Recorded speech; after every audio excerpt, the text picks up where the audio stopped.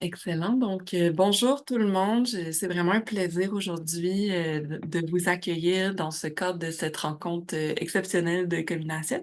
En fait, c'est vraiment dans le cadre du comité Accès que nous voulions vous présenter, vous donner accès, en fait, sans mauvais jeu de mots, à cette présentation. Donc, pour rappel, notre comité Accès, en fait, c'est un groupe de membres de Communacet Montréal qui souhaitent se rassembler afin de mieux connaître l'offre et la demande institutionnelle en aliments sains, locaux et éco-responsables, puis de faciliter l'accès à davantage de produits sains, locaux et éco-responsables sur le marché institutionnel. Alors, quand le CISA nous est arrivé avec leur grand projet sur l'accès au lait biologique, on a tout de suite vu un lien. Donc, ça nous faisait vraiment plaisir de les inviter à vous parler, en fait, les membres, les membres du système institutionnel en approvisionnement alimentaire. Alors, ce n'est pas moi qui vais animer aujourd'hui. Alors, Aude, je te laisse la parole et n'hésite pas s'il y a quoi que ce soit. Parfait, bien, merci beaucoup, tout le monde. Merci d'être présent en grand nombre. C'est vraiment un plaisir, là, de passer l'après-midi avec vous, cette fin de journée avec vous. Je vais me mettre en partage d'écran, ça sera pas long et on va se lancer.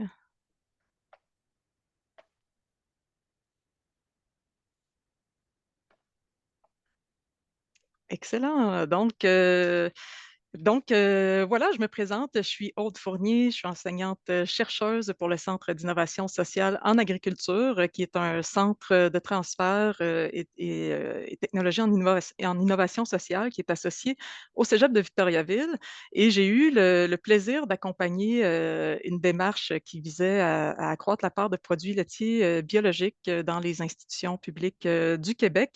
Un projet qui était porté par le Syndicat des producteurs, de lait biologique, du Québec.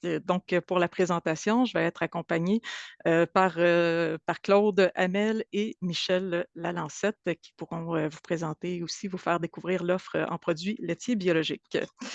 Ce qui nous attend pour aujourd'hui, eh bien, dans un premier temps, je vais vous parler un peu du projet qu'on a réalisé. Ensuite, on va vous présenter, l'offre, québécoise en produits laitiers, biologiques pour que vous sachiez, de quoi on parle plus précisément. On va poursuivre avec un portrait des achats en produits, laitiers et un aperçu des différentes opportunités qu'on a pu cibler pour les produits laitiers biologiques. Ensuite, un partage au niveau des freins rencontrés et on va vous faire part des pistes, de solutions qu'on a réfléchies ensemble pour réussir à accroître la part de produits laitiers bio dans les institutions, publiques, du Québec et on va vous partager quelques ressources également pour, en savoir plus et aller plus loin. On espère, en fait, on va se garder une période de discussion, de questions aussi de 10-15 minutes à la fin. Donc, je vous invite à noter vos questions pour les garder là, pour la fin de la présentation. Donc, petite mise en contexte, du projet. Le projet, je vous le disais tout à l'heure, c'est un projet qui était porté par le Syndicat des producteurs de lait biologique, du Québec, dans le cadre du plan de développement de la filière, du lait bio, avait ciblé le marché institutionnel, comme un marché vraiment à explorer pour venir, diversifier, la mise en marché au niveau du lait bio. Ils ont fait appel au Centre d'innovation sociale pour les accompagner dans cette démarche puisque, il avait participé à différents webinaires qu'on avait fait en lien notamment avec le projet Plus d'ici dans nos cafétérias, qu'on a réalisé dans la MRC d'Arthabasca et qui touchait aussi l'approvisionnement institutionnel en aliments locaux. Ils ont réussi à aller chercher un financement, dans le cadre du programme de développement territorial et sectoriel, du MAPAC, qui a permis de lancer le projet en novembre 2024 et le projet est à sa toute fin aujourd'hui. On doit clore, le dossier, le projet, à la fin novembre 2025. À travers le projet, pour nous, c'était très important de profiter de l'écosystème, de la SNAC, de la Stratégie nationale d'achat d'aliments québécois et des expertises aussi au niveau de la filière du lait bio. Donc, on a créé un comité de gouvernance intersectoriel qui a accompagné toute la démarche, du projet et dont les réflexions ont été très riches là, pour nous nourrir dans le cadre de ce projet-là. Quel était l'objectif principal du projet? Ben, c'était d'identifier et réaliser certaines actions stratégiques sectorielles afin d'accroître la part de produits laitiers bio québécois dans le marché institutionnel en adoptant une approche d'innovation sociale. Ce qu'on a fait à travers le projet, eh bien, c'était de brosser d'une part un portrait de la demande en produits laitiers dans le secteur institutionnel québécois. On va vous en présenter quelques éléments tout à l'heure. Cibler les enjeux et les opportunités autour de l'approvisionnement institutionnel en produits laitiers bio, identifier les principaux leviers stratégiques pour accroître la part de ces produits dans les achats institutionnels, documenter différents modèles innovants. Donc, on est allé voir aussi du côté du Danemark et de la France, notamment avec les cibles nationales d'achat d'aliments biologiques qu'il y a là-bas pour voir si ça ne pourrait pas nous inspirer ici pour aller plus loin et développer un outil de sensibilisation aux attributs des produits laitiers biologiques. Donc, on est en train de finaliser ce volet-là du projet, donc se doter d'un outil pour faire connaître et rayonner les produits laitiers bio dans les services alimentaires institutionnels et finalement faire rayonner l'offre québécoise en produits laitiers bio sur différentes tribunes. La présentation d'aujourd'hui, bien, elle va vous permettre de parcourir un peu ces différents éléments qu'on a fait à travers notre démarche et les différents constats qui en sont ressortis. Avant d'aller plus loin, je passerai la parole à Michel qui, je l'espère, est dans la salle. Je pense qu'elle est là. J'ai vu, ton nom passer tout suis à l'heure, là, oui. Michel. Oui, tu es là, excellent. Qui va vous, faire connaître, les produits laitiers, biologiques. Michel, si tu voudrais te présenter dans un premier temps, puis ensuite, Véronique pourra démarrer la capsule vidéo, là, quand tu seras prête. Parfait. Donc, je me présente. Moi, c'est Michel Ancette. Je suis présidente du syndicat des producteurs de lait biologique du Québec. Euh, donc, productrice de lait bio moi-même. J'ai une ferme au Saguenay-Lac-Saint-Jean d'une cinquantaine de vaches laitières. Ça va me faire plaisir de partager avec vous un peu c'est quoi notre mode de production, puis les valeurs qu'il y a derrière notre produit au final. Euh, On va commencer avec un petit vidéo qui va vous mettre des images sur c'est quoi notre quotidien un petit peu. J'aime bien ce vidéo-là, il est super bien fait. Puis c'est mon ami Brian qui va vous partager un peu son quotidien à la maison avec ses animaux. Merci beaucoup. Vous me direz si le son est convenable de votre côté. Aujourd'hui, on est chez Brian Denis qui va répondre à nos questions sur le lait bio d'une traite. Bon matin, Brian. Bon matin. Première chose que tu fais après avoir déjeuné. Je viens ici au pâturage pour venir chercher mes vaches. Fait qu'il était pas dehors juste pour le tournage. Non, non. Les vaches, ils sortent à chaque nuit, viennent profiter de l'air frais puis de l'herbe fraîche également. Ton moment préféré de la journée? Je pense que c'est le matin, comme ça. Moi, je suis reposé, les vaches aussi. La première traite du matin, c'est toujours la meilleure. Fait que c'est ça qu'on s'en va faire, la première traite. Oui, exact. On s'en va à travers les vaches. Puis elles te suivent toujours comme ça. Oui, les vaches, c'est vraiment un animal grégaire. Donc, ils font tout en troupeau. Puis toi, es-tu un gars de gang comme tes vaches? Oui, en travaillant sur la ferme, c'est sûr qu'on a beaucoup de travail. J'ai la chance d'avoir une très bonne équipe avec moi, dont mon père, là, de qui j'ai pris la relève. Hey, ton père doit être fier. C'est quoi, toi, ta plus grande fierté? Ma plus grande fierté, je pense que c'est ça, d'avoir repris l'entreprise familiale. Je suis la 5e génération sur la ferme. Puis ça fait maintenant 19 ans qu'on produit du lait bio. Puis d'améliorer nos pratiques, de continuer la croissance. Je pense que c'est une de nos grandes fiertés. Nous. Puis toi, tu te la relèves?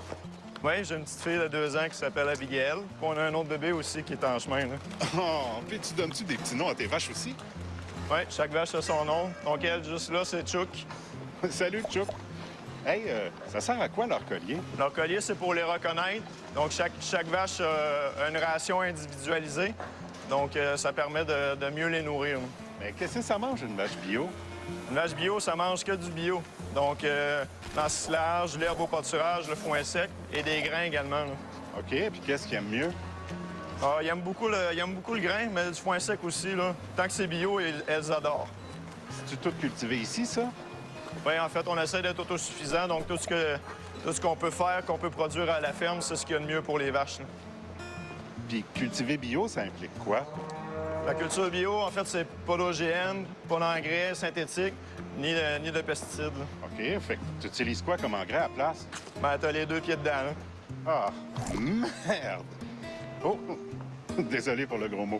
Y a pas de problème. Dis-toi que c'est juste naturel. C'est vrai. Maintenant qu'elles sont installées pour la traite, qu'est-ce qui se passe? En fait, on va prendre les premiers jets, donc on va prendre un peu de lait pour vérifier la qualité. Ensuite de ça, on va nettoyer les traillons. Puis, on va brancher la trailleuse qui va s'occuper de la traite des vaches. OK. Puis après, qu'est-ce qu'on fait avec le lait? Le lait va être acheminé au bassin refroidisseur. Le camionneur va venir le chercher, puis va vérifier la qualité. Puis, ça va être livré dans les usines de transformation où on va produire le lait bio, également le yogourt, le beurre, le fromage, la crème.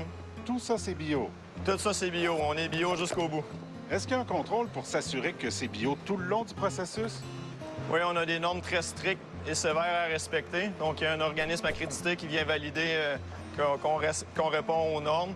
Puis, c'est un effort de tous les jours là, d'être certifié biologique. Un coup que la traite est finie, qu'est-ce que tu fais pour payer la traite à tes vaches? Ben, je les encourage à aller se faire masser sur mes brosses. Là. On peut-tu voir? Oui, ils sont juste là, vous voyez. Ouais, il y en a qui sont chanceuses. Puis, ont-tu droit à d'autres traitements spéciaux comme ça? Oui, on travaille beaucoup en prévention, en étant biologique, donc des médecines alternatives, que ce soit au niveau de l'argilothérapie, donc des massages, des huiles essentielles, également de l'hydrothérapie qu'on peut utiliser. Hey, ça donne le goût.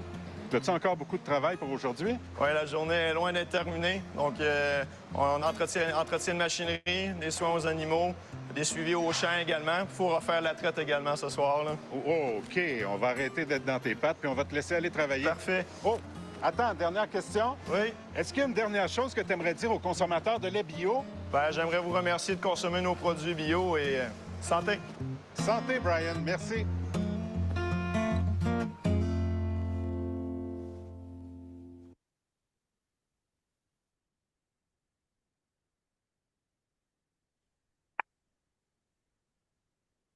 Alors, c'est un très bon résumé de notre quotidien sur une ferme laitière biologique. Ça ressemble à ça pas mal tous les jours. Certains que l'hiver, les animaux vont pas au pâturage, on s'entend, là. Ils mangent pas de foin en dessous de la neige, mais on a quand même les 2 traites à chaque journée. Puis là, je suis arrivée un petit peu tard, là, c'est parce qu'on était justement en train de faire une régie vétérinaire en prévention. Donc, c'est notre quotidien de travailler avec nos animaux. Donc, vous pouvez aller à l'autre. Donc, pour faire un petit résumé un peu de ce que Brian a dit, un aliment biologique, ben, c'est issu du mode de production ou de transformation axé sur la protection de l'environnement, la préservation de la biodiversité et des écosystèmes naturels qui favorisent le bien-être des animaux tout en privilégiant la prévention en santé des individus. Moi, j'aime beaucoup mettre l'emphase sur la biodiversité parce que même si c'est pas écrit noir sur blanc dans la norme, là, parce que c'est une norme, c'est une loi écrite, dans le fond, qu'on doit suivre, là. Mais tout ce qui est la loi écrite, en fait, est faite en fonction de ça, d'améliorer la biodiversité, puis c'est le meilleur atout qu'on a en production biologique pour arriver à être plus résilient. Donc, c'est quelque chose qui est super important pour nous autres. Les aliments mieux connus, là, normalement, sont mieux connus avec les interdits. Quand on dit d'un aliment bio, ben, on parle un aliment qui est cultivé sans pesticides, sans engrais chimiques de synthèse, sans OGM, sans bout d'épuration aussi. Il n'y a pas d'hormones de croissance. Bon, cela dit, dans tous les laits au Canada, il n'y a pas d'hormones de croissance. C'est interdit de l'utiliser au Canada. Par contre, en biologique, on n'a pas le droit non plus d'utiliser les hormones de reproduction. Donc, bon, il y a un cas où ce qu'on a le droit d'utiliser, mais c'est une maladie très rare, puis ça prend des hormones pour la traiter. Fait que, autant dire qu'on n'a pas le droit de l'utiliser. Puis, en fait, il n'y a pas de colorant non plus dans les produits biologiques et d'agents de conservation d'ailleurs. L'alimentation bio des animaux, ben, c'est comme Brian l'a dit dans la vidéo, c'est 100% bio.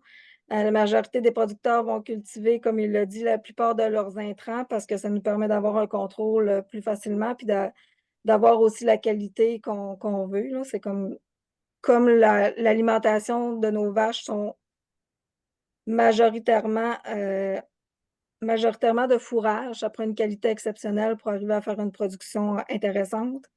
Donc, c'est pour ça souvent, on prend pas de chance, puis on essaie d'être le plus autosuffisant possible. Et tout est bio dans leur alimentation. C'est vraiment de A à Z. L'interdiction d'usage d'hormones de reproduction, comme je vous disais tout à l'heure. L'accès au pâturage obligatoire en saison, donc lorsqu'on a de l'herbe au champ. Puis si on parle, nous autres, on parle en fonction de pourcentage de la ration, là. Le fourrage, c'est au-dessus de 60 de la ration de nos vaches. Puis je vous dirais qu'en moyenne, comme c'est ça qui est notre aliment le plus intéressant à nourrir à nos vaches, ben, c'est au-dessus de 80 pour la plupart de nos producteurs qui sont en fourrage dans leur ration. Donc, le grain, finalement, sert seulement à venir aider le rumen ou les bactéries du rumen à digérer le foin. C'est vraiment à donner de l'énergie aux bactéries du rumen. C'est vraiment juste à ça qui sert. L'accès au pâturage, bon, comme je disais, est obligatoire. Stabilisation libre sera obligatoire pour tout le monde en biologique en 2030. Je dis pour tout le monde parce que les producteurs qui avaient des droits acquis, donc en 2020, étaient encore en stabilisation attachée pour les vaches en lait, ont jusqu'en 2030 pour se conformer à cette norme-là. Par contre, bon, la dernière fois qu'on a vérifié, ça fait déjà 4-5 ans de ça, puis il nous restait seulement que 15 des vaches en production biologique qui étaient en stabilisation entravée, donc qui étaient encore attachées. Mais tout ce qui était élevage et vache tarie, là, donc vache qui est sur le bord de vêler, d'avoir son veau, était tout en libre déjà depuis 2020 en biologique. Puis aussi, on a une densité animale qui est supérieure aux normes de bien-être standard dans la production laitière en général. Puis ça, ben, en fait, dans la production bio animale. C'est un standard qu'on a. On a des retombées garanties parce que, bon, l'appellation biologique au Québec est encadrée par une loi. On a une inspection annuelle, ça aussi, vous l'avez bien vu dans la vidéo, annuelle par un certificateur. On a des audits indépendants des certificateurs également. Puis, la traçabilité biologique est assurée de la ferme à la fourchette. Donc, si un restaurant écrit qu'il y a un produit biologique, ben, il a été vérifié de ce côté-là aussi que l'aliment est vraiment biologique, c'est pas juste une mention. Une offre très diversifiée, donc comme les produits laitiers conventionnels, on a une très large gamme de produits qui sont disponibles présentement, mais on a aussi des produits qui pourraient être éventuellement développés si on avait un volume intéressant pour nos transfos. C'est toujours quelque chose qui est faisable. Donc, présentement, sur le marché, on a du lait 3,8 du 3,25 du 2 du 1 de lait crémé, donc le lait standard. Fromage, on a du cheddar en vrac, de l'individuel, des mozzarella, feta aussi. Yogourt grec, yogourt en portion individuelle. Des crèmes à fouetter, crème à café, du beurre. Donc, tous ces produits-là sont présentement disponibles en version biologique. Puis, on a les 2 prochaines diapositives vous démontrent un peu c'est qu'est-ce qu'on a sur le marché présentement chez les détaillants, en fait, là.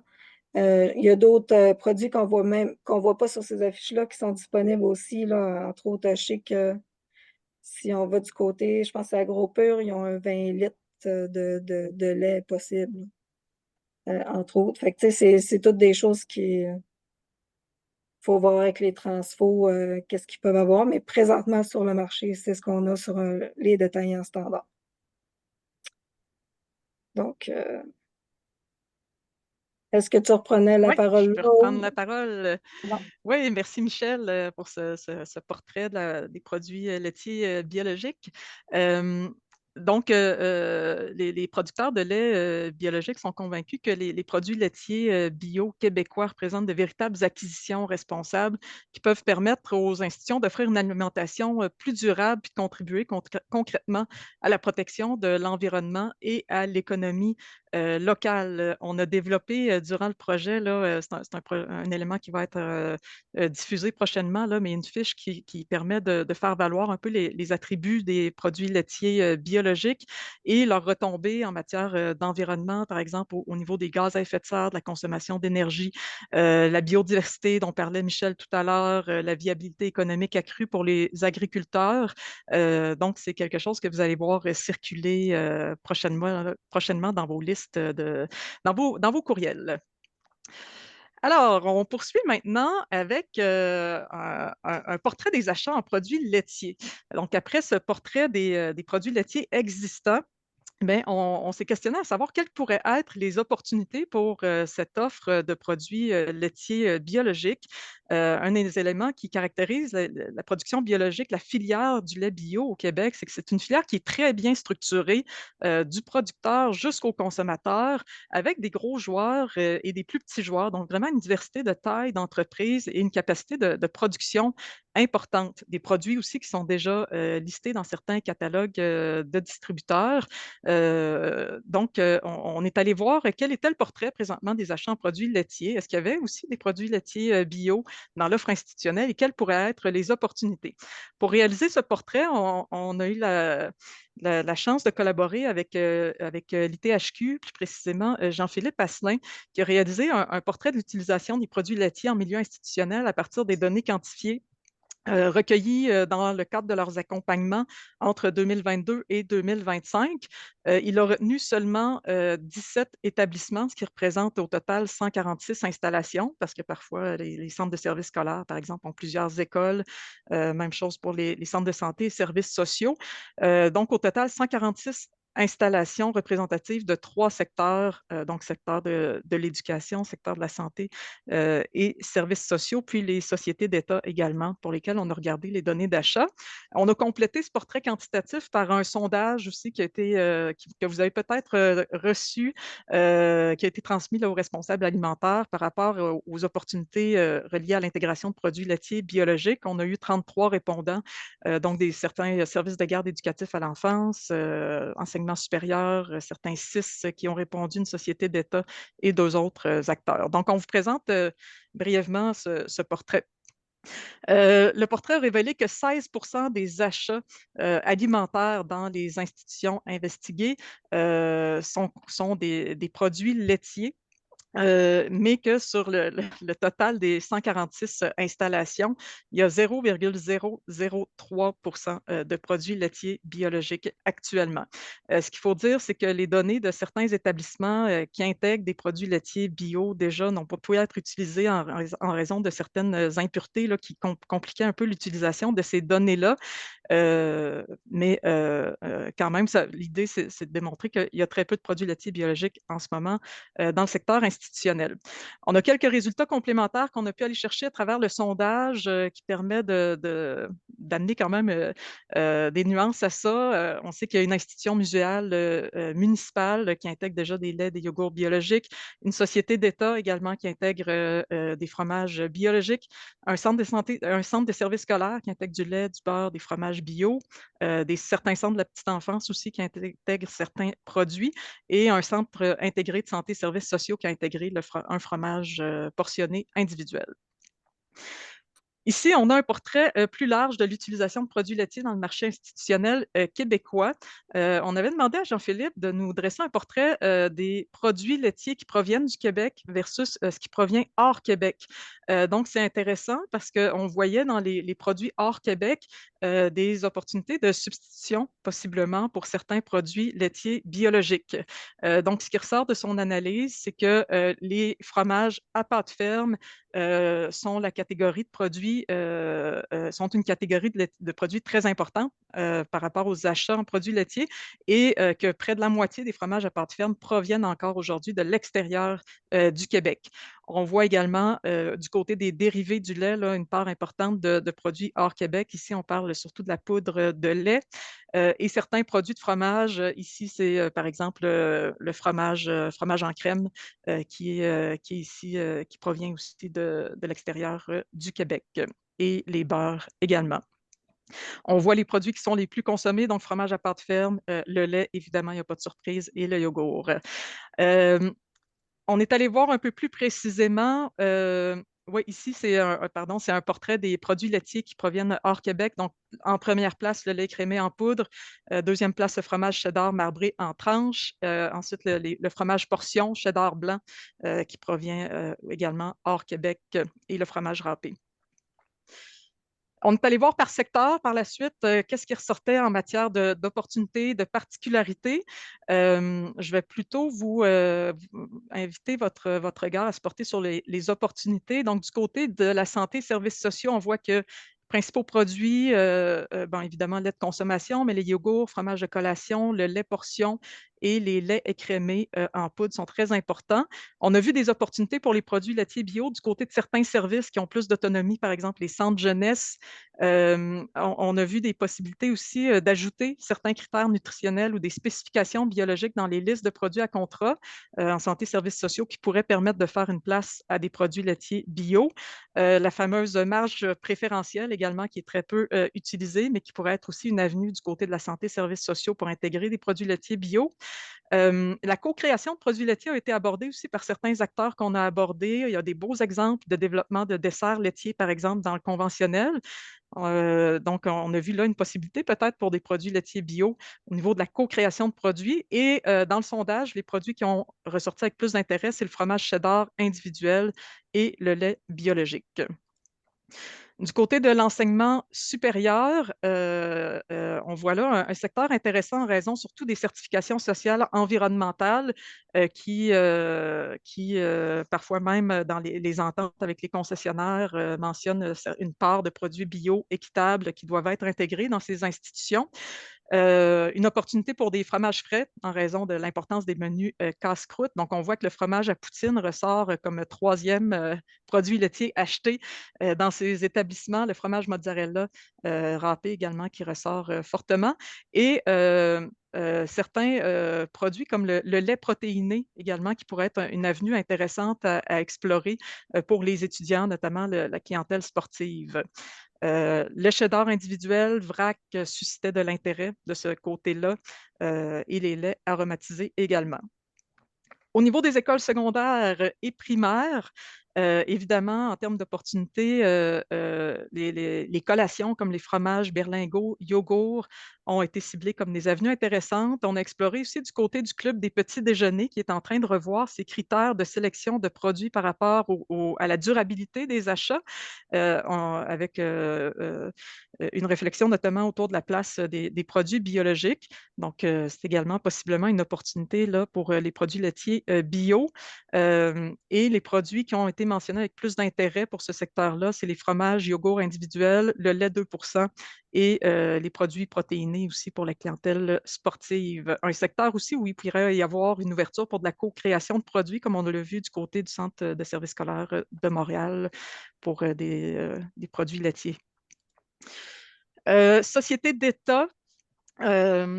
Ici, on a un tout autre portrait des achats. C'est intéressant de voir ça. C'est vraiment la crème dans les sociétés d'État qui ressort comme le premier produit acheté, suivi en troisième place du beurre. Et on voit aussi apparaître ici les fromages fins, fromage collation, fromage parmesan également. Donc, de ce côté-là, ce qui est un élément important qui ressort parmi les gens qu'on a rencontrés, c'est vraiment la satisfaction de la clientèle avec des réflexions en matière de retombées régionales pour les achats. Les sociétés d'État aussi sont parfois plus matures. Leurs politiques d'approvisionnement responsables sont parfois plus matures. Et on a ciblé pour ce secteur-là les fromages fins, notamment pour des activités spéciales pour lesquelles ils peuvent sortir de leur liste de produits à contrat. En achetant, par exemple, des fromages spécialisés, des produits sans lactose, des produits laitiers protéinés pour les travailleurs, par exemple, dans le Nord, pour Hydro-Québec, ou les crèmes à café, qui sont très, très consommées dans ce secteur. On est allé voir aussi du côté des services de garde éducatifs à l'enfance. Ici, ce n'est pas avec les données de l'ITHQ, mais on est passé avec William Coop pour aller voir un peu un portrait des achats en CPE. On voit que les principaux produits achetés, ben, le lait, évidemment, 2 le 3,25 le lait sans lactose ressortent dans les trois premiers types de produits achetés, suivis du yogourt et des fromages. On a vu qu'il y avait un seul produit listé par Collabor au niveau des produits listés là, avec William Coop et leur distributeur agréé. C'est le lait bio en 20 litres qui était acheté par un CPE. Et chez AgroPur, quelques ventes de produits laitiers bio aussi, notamment des produits naturels. Du côté des CPE, ce qu'on voit beaucoup comme opportunité, c'est des achats de proximité directement chez les transformateurs ou parfois même dans les commerces de détail. Les produits bio peuvent se démarquer en matière de critères nutritionnels également et être privilégiés par les responsables alimentaires justement pour ses valeurs nutritionnelles. Le cheddar en vrac est un produit qui suscite de l'intérêt de ce côté-là. Le mozzarella, cheddar râpé, le lait 3,25, 3,8 en 4 litres et les produits sans lactose. Donc, c'est un petit portrait rapide, mais je trouvais ça intéressant de vous partager cet élément-là. Donc, ça, c'est le portrait quantitatif. On est allé voir aussi du côté plus du vécu, de l'expérience à travers des entretiens qu'on a réalisés avec différents acteurs de la chaîne d'approvisionnement institutionnelle pour explorer un peu plus les freins, rencontrer les éléments qui freinent l'achat de produits laitiers biologiques. Il y a 4 grandes catégories de freins qui sont ressortis. Je vais passer rapidement, mais vous aurez accès à la présentation là, pour approfondir un peu ces éléments-là qui nous ont été partagés.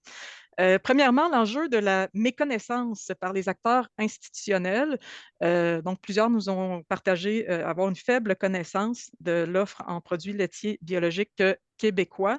Ce sont des produits qui sont peu ou pas mis de l'avant par les distributeurs en raison notamment d'un fonctionnement à la demande qui vient complexifier l'ajout de produits au catalogue des distributeurs. Donc, il y a quelques produits listés, mais il y a une faible offre de produits laitiers bio présentement dans les catalogues des distributeurs qui fonctionnent à la demande. Ça demeure des produits méconnus. Du côté des transformateurs aussi, il y a une méconnaissance du marché institutionnel et plusieurs transformateurs n'ont pas de ressources dédiées là, internes pour la mise en marché à chéri, sauf quelques plus gros joueurs, ce qui complexifie là, l'accès à ce marché également. Il y a également une méconnaissance des attributs distinctifs des produits laitiers biologiques. On espère que la présentation aujourd'hui va vous avoir éclairé à ce sujet, mais il y a une multiplication en ce moment des allégations de durabilité en matière d'alimentation qui vient porter un certain ombrage à la certification biologique, notamment tout ce qui est agriculture durable. Deuxième grand enjeu qui est ressorti, c'est des leviers insuffisants pour les responsables alimentaires pour favoriser des achats de produits laitiers biologiques. Évidemment, l'enjeu du financement inadéquat en institution pour soutenir l'alimentation durable et les acquisitions responsables est ressorti comme un élément central. On partage des valeurs de développement durable, on voudrait pouvoir intégrer ces produits-là, mais on a une pression importante pour la diminution des coûts alimentaires, ce qui freine le virage vers ces produits. Le coût est perçu comme trop élevé par les responsables alimentaires et souvent dissuasif dans les catalogues des distributeurs lorsqu'ils sont listés, ce qui nous a amené à questionner la marge gardée par les différents maillons de l'approvisionnement, notamment au niveau de la distribution. En raison des faibles volumes d'achats institutionnels, on pense qu'il y a une marge importante qui est gardée par certains acteurs. C'est quelque chose qu'on a questionné également à travers le projet. Le manque de temps, manque de personnel pour des projets de développement et de déploiement de processus d'optimisation budgétaire, de lutte au gaspillage alimentaire qui pourrait permettre de dégager une marge financière. Donc, on manque de temps, de personnel, ce qui complexifie là, le fait de revoir parfois notre organisation à l'interne pour dégager une marge financière qui pourrait nous permettre d'intégrer ces produits-là. Et finalement, il y a peu ou pas de spécifications biologiques durables qui sont ajoutées en ce moment dans les listes de produits à contrat. C'est une mécanique qui existe, mais qui est très peu utilisée en ce moment, ce qui fait que les produits biologiques ne peuvent simplement pas se positionner là, dans les appels d'offres publics en raison de leur coût plus élevé. Ici, je vous ai mis ce qui apparaît là, dans le cadre de référence pour l'achat d'aliments dans le marché institutionnel. C'est les différentes possibilités de considération liées au développement durable et à l'environnement des contrats publics. Vous pourrez retourner voir ça plus en détail, mais ça mentionne notamment la possibilité d'ajouter des normes ou des spécifications liées au développement durable dans les contrats d'approvisionnement comme une des façons importantes pour faire entrer ces produits-là, et la possibilité aussi de demander une marge, d'appliquer une marge préférentielle supérieure lorsqu'il y a des normes ou des spécifications liées au développement durable, mais on sait que c'est une option qui est peu utilisée en ce moment au niveau du CAG. Ensuite, difficulté à mettre en valeur l'utilisation de produits laitiers bio lorsque leur usage est dans les cuisines. Les gens nous ont dit, c'est beau utiliser de la crème bio dans mon potage, mais comment est-ce que je peux l'afficher dans mes cuisines et faire valoir la valeur ajoutée? Donc, il y a une certaine méconnaissance des règles et des stratégies efficaces pour valoriser adéquatement les produits biologiques auprès des consommateurs. Et certains outils de quantification utilisés dans les cuisines ne permettent pas toujours de capter efficacement la part de produits biologiques achetés. Parfois, il y a des institutions qui ont des tableaux maison de quantification qui amalgament les différentes certifications équitables, durables, biologiques ou autres. Donc, ce qui amène une difficulté à savoir quel est le pourcentage de produits biologiques achetés. Par contre, on sait que du côté de Traseco, il va être possible de quantifier là, la part de produits biologiques. Finalement, des possibilités d'arrimage limitées entre les acteurs de l'offre en produits laitiers bio et la demande institutionnelle. Présentement, il y a une faible participation des transformateurs biologiques au salon HRI. Certains ont des gammes bio, des gammes conventionnelles. Présentement, c'est plutôt les gammes conventionnelles qui sont mises de l'avant par les transformateurs, et d'autres ne voient pas nécessairement ils ont des faibles. Ils envisagent de faibles retombées à la participation à ces événements-là présentement, donc on n'investit pas de temps ou d'argent, mais il y a, vous allez voir que dans notre plan d'action, il y a une action là, reliée à cet aspect-là. La nécessité de volume d'achat important pour le développement de nouvelles lignes de production. Donc oui, les transformateurs sont très ouverts à faire de la co-création, mais il faut vraiment une demande claire et bien établie du côté des institutions pour se lancer dans la production d'un nouveau produit. Il faut des volumes d'achat assez importants là, à ce sujet-là. Donc, ces différents enjeux ont été présentés lors d'un événement spécial qu'on a appelé le Sommet Bio en mai 2025. On travaille, le CISA, avec une approche qui est une approche d'innovation sociale, donc qui vise à mettre les gens ensemble pour trouver ensemble des solutions aux freins, aux enjeux qu'on rencontre. Donc, on a organisé avec le syndicat un événement pour rassembler les différents acteurs de la chaîne d'approvisionnement institutionnelle. Un événement qui a été très intéressant, dans lequel on a présenté nos résultats de recherche, mais surtout, on a mis en action les gens pour réfléchir à des pistes d'action stratégiques pour lever les freins et les enjeux rencontrés. Ça nous a permis d'arriver en fin de projet avec un plan d'action que je vous présente ici. Un plan d'action pour accroître la part de produits laitiers biologiques dans le marché institutionnel. Vous avez seulement les 2 premières colonnes du plan. Je n'ai pas mis qui était porteur là, des différentes actions, mais c'est des résultats importants de notre projet. Premièrement, première orientation, est ressorti l'importance vraiment de promouvoir les produits laitiers biologiques auprès du marché HRI avec le développement d'un outil de promotion des produits laitiers biologiques québécois. Je vous disais, c'est quelque chose qui va être fait dans le cadre qu'on est en train de finaliser, que vous allez recevoir dans vos boîtes courriels. Réaliser une campagne de promotion des produits laitiers biologiques auprès du secteur HRI. Cette action a été déjà réalisée. Peut-être que vous l'avez vu, la publicité des producteurs de lait du Québec dans le magazine HRI. Donc, les PLQ ont produit une campagne pour promouvoir les produits laitiers bio dans le magazine HRI. Les acteurs souhaitent évaluer l'intérêt d'embaucher une ressource pour promouvoir les produits laitiers biologiques auprès du marché HRI. C'est quelque chose qui va être fait plus dans un horizon moyen-long terme. Et finalement, identifier les opportunités de participation à des salons à Chairy pour le secteur laitier biologique et planifier cette participation. Il y a une collaboration présentement entre le comité directeur du lait bio et Aliments du Québec pour planifier une participation des transformateurs bio de lait bio au salon de la grande dégustation, avec possiblement un parcours lait biologique qui va être proposé durant cet événement-là. Deuxième action, stimuler l'offre en produits laitiers biologiques pour le marché à Chairy. Premièrement, bien informer les transformateurs laitiers bio des opportunités dans le marché à Chairy et des ressources pour les soutenir. Donc, on organise la semaine prochaine un webinaire adressé spécifiquement aux transformateurs, distributeurs également, qu'on a inclus également, pour les informer des opportunités dans le marché à Chairy. Il y a une idée intéressante aussi qui est ressortie de mener une réflexion pour établir une classe de lait spéciale pour rejoindre le marché institutionnel. Ça existe présentement pour les restaurateurs avec le fromage râpé à pizza. Donc, c'est un rabais de prix offert aux restaurateurs qui doivent faire la demande à la Commission nationale du lait pour y avoir accès. Et ça leur donne accès à un fromage râpé à moindre coût. On pourrait imaginer quelque chose de similaire au niveau du lait biologique.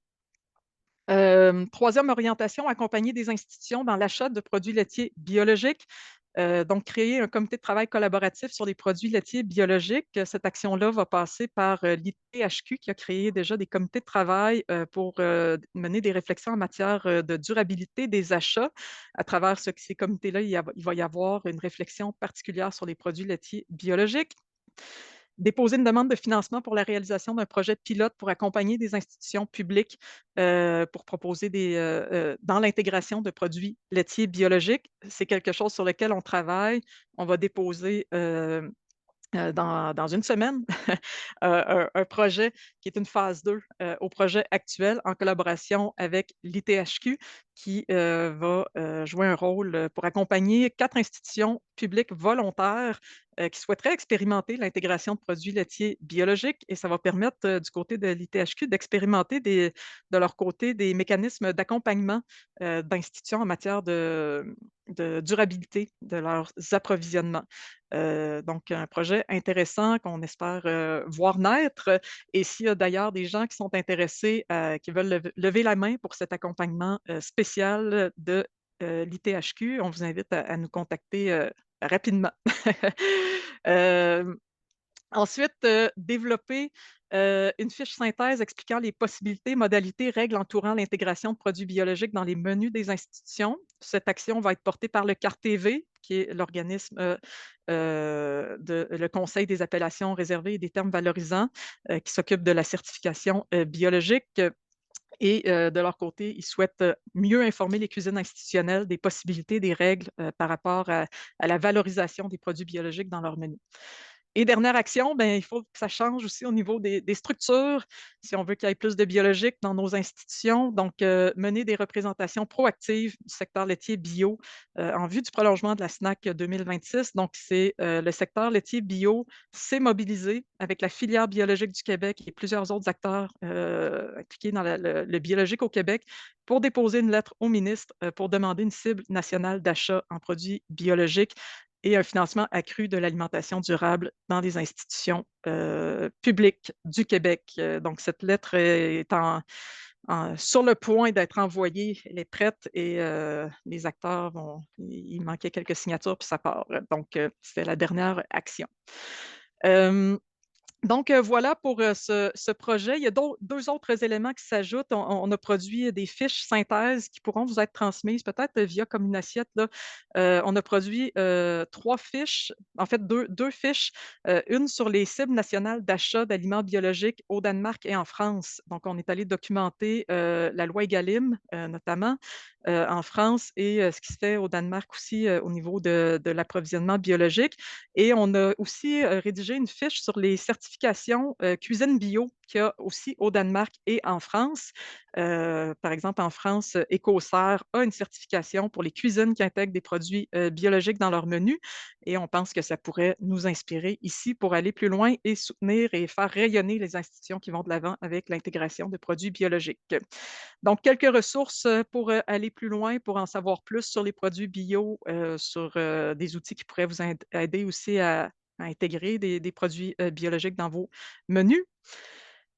Et voilà, cet événement est possible grâce au soutien du MAPAC, je l'ai mentionné tout à l'heure. J'en reviens pas, il est 15h46, donc on a réussi à arriver, pile, à 15h45, 15h46, donc ça nous laisserait un beau 15 minutes, pour échanger ensemble. Ici, si vous avez des questions, n'hésitez pas à communiquer avec nous. Donc la parole serait à vous.